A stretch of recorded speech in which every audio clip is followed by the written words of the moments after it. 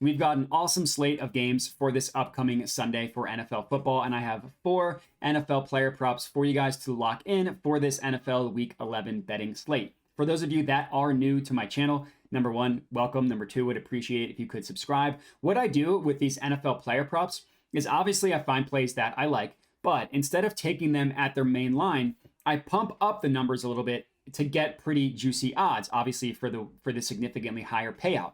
Now on the year, these pumped up props have been incredibly successful. Unfortunately, Thursday night football was not our night last night. Now I'm going to claim BS that what happened in that game. I had Mark Andrews over 4.5 receptions. He had 2 on the first drive, then he shattered his ankle. I had Tyler Boyd 60 plus receiving yards. He was kind of on his way. He had about 20 plus. Then guess what? Joe Burrow tears a ligament in his wrist, out for the game. That one was dead on arrival. Regardless, it goes in the record books as 2 L's, so we're down 2 units for Thursday.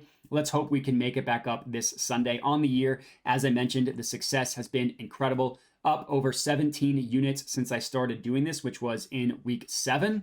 Hopefully, again, we can continue, start a new hot streak this Sunday. It's a pretty juicy card that I have, I will admit. Starting with this first one in the Bucks versus 49ers game, we're taking Brandon Aiyuk, 300 plus receiving yards, 100 plus receiving yards, plus 300 odds. 100 plus receiving yards, plus 300 odds. 300 plus receiving yards would be insane.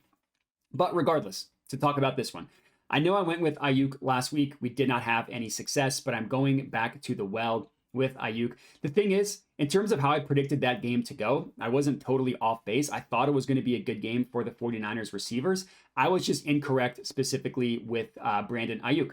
When George Kittle goes off for 116 yards on a 66-yard receiving touchdown, and Kyle Juszczyk has 26 receiving yards and a touchdown, that just leaves not as much room for Brandon Aiyuk. And that happens, right? I'm not saying that was unlucky. It just didn't go my way. But that's unlikely to replicate week over week.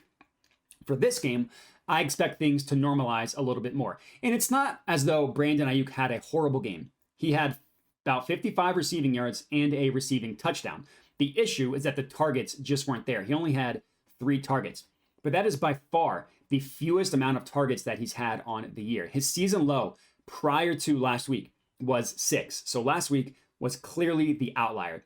This is also a game against the Buccaneers where I expect the 49ers to have a lot of success passing the ball. It still holds true that you really can't run on the Bucs, but what you can do is you can throw on them. The Bucs allow the 6th fewest rushing yards per game and have the 7th lowest yards per carry against, but with the injuries to their secondary, you can absolutely throw on them, as I mentioned. They allow 266.9 passing yards per game. That is the 2nd worst in the entire NFL. They allow 7.3 yards per attempt. That is ranked 23rd. And they allow 11.4 yards per completion, which is ranked 25th. We all remember CJ Stroud lighting up the Tampa Bay Buccaneers defense. Now, obviously, 400 plus passing yards is not something that's going to happen game over game, but having success against the Bucs has happened game over game. So I'm expecting that to continue. Aiyuk has gone over 100 yards 3 times on the year. I'm expecting that to be 4 after Sunday. For plus 300 odds, the value is absolutely there as our first play. Next up, in the Jets versus Bills, we are taking Stefon Diggs, 100 plus receiving yards, plus 215 odds. This one is at DraftKings. Now, for this one, I will admit it probably feels the grossest with everything going on with the Bills. That's exactly why I love it so much. And I get it. Trust me, I do get it. Josh Allen is not quite, but kind of the joke of the NFL currently. The Bucs are in free fall after just firing their offensive coordinator in Ken Dorsey. But to me, that means it's time to buy back in on Stefon Diggs. A new coach comes in. What is the first thing that they do? Let's get the ball to our superstar. With the weirdness going on with the Bills and with Stefon Diggs, I'm expecting a get-right game. I'm expecting squeaky wheel treatment, and I expect him to get a ton of targets in this one. The past 2 weeks combined, he's only had 12 targets. He had 5 last week. He had 7 the week before.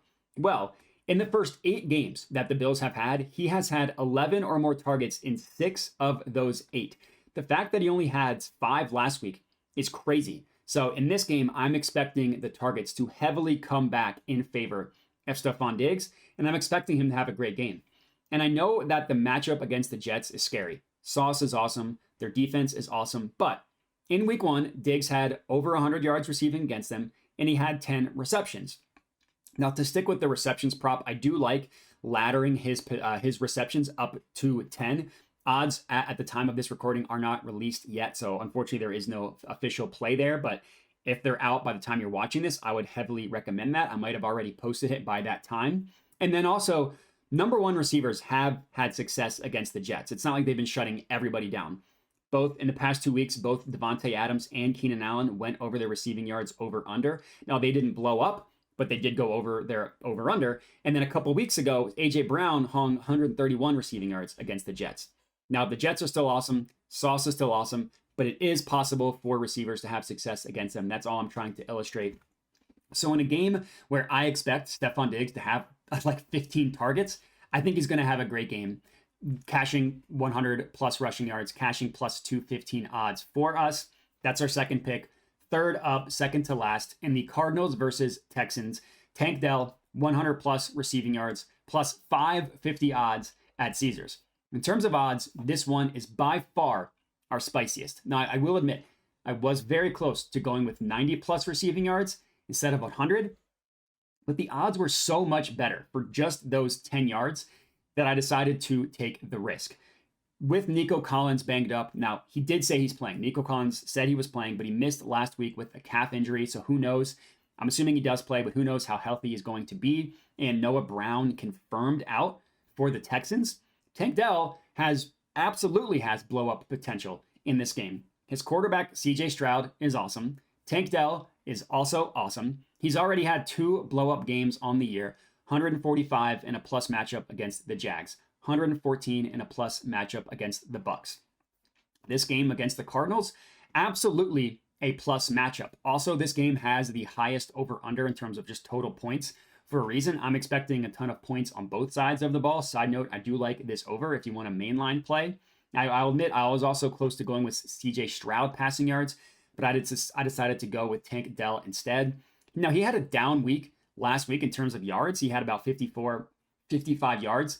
He still had 14 targets, and that was against a significantly better Bengals defense. Now he's blessed to go up against the Cardinals, who have the 3rd worst passing defense in the NFL. And if you highlight it even more specifically, this is according to DVOA. They are the literal worst defense in the NFL at guarding opposing number 1 receivers. That's according to DVOA. Now, you can say that the number 1 receiver is going to be Nico Collins. It also could be Tank Dell. That's an unknown. The point here is that Dell has a chance for a great game, that the Cardinals defense stinks, and that for plus 550 odds, the value is absolutely there. And if this is the only play that we hit, if we only get this one, the Tank Dell one, we will be profitable for Sunday. That's the beauty of the pumped up props. That's our third pick. Fourth and final pick of the evening. We're going in the Vikings versus Broncos game, Sunday Night Football. Joshua Dobbs, 50 plus rushing yards, plus 285 odds at Caesars. So my last play of the slate is also my only non-receiving yards of the plate, but I do like backing Josh Dobbs and his legs on this one to get it done for Sunday Night Football. If you look at his entire season, and obviously this goes back to his time with the Cardinals, he's only had 50 plus rushing yards twice, but he has had at least 40 in every other game except for 2. So his baseline for rushing yards is a pretty high number. His baseline is essentially 40. So if you wanted to be safer and go with 40 plus, you could obviously do that. I wouldn't blame you. I wanted to get the odds a little bit juicier, so I went with 50 plus. So again, that's what we're tracking, the 50 plus. But if you wanted to be safer, you could do that. I also like the fact that he's consistently running, whether he's a member of the Vikings or Cardinals. He's been running the ball a lot. He has 6 plus carries in every single game except for 3 games, and that includes both games as a member of the Vikings. 2 weeks ago, his first game against the Falcons, he had 7 rushing attempts for 66 yards. Last week against the Saints, he had 8 rushing attempts for 44 yards. He didn't hit that 50 mark, but he actually rushed more. And looking at this matchup against the Broncos, every advanced stat, every metric is going to tell you that this is a plus matchup for opposing offenses. That's not the case anymore. Their defense has been much better, but when you give up 70 points, you have a long way to go before the advanced stats start to respect you. So I'm not expecting the Vikings to be able to consistently move the ball down the field via passing. I think they're going to need to rely on Josh Dobbs' legs. And when you're a new quarterback facing a good defense, what you do, your instinct is to run when things break down. That's what I'm expecting him to do a lot. I'm expecting him to scramble, which obviously would bode well for this pick. Rounding out our fourth and final pick of the evening. It's 1 unit on each play individually. I put 5 units on a parlay of all 4. If we get all 4 to cash, we will be rich. That profit is over $1,000 on a $5 parlay. If we get 2, any combination of the 2 to hit, we are profitable. Or if we just get the Tank Dell one, we are also profitable. Obviously, we're hoping for all 4, and that's all I got. So if you are riding with me, make sure to comment and let me know. Other than that, remember to like the video, subscribe to my YouTube channel. I appreciate everybody for watching. Have a great weekend, and have a good one.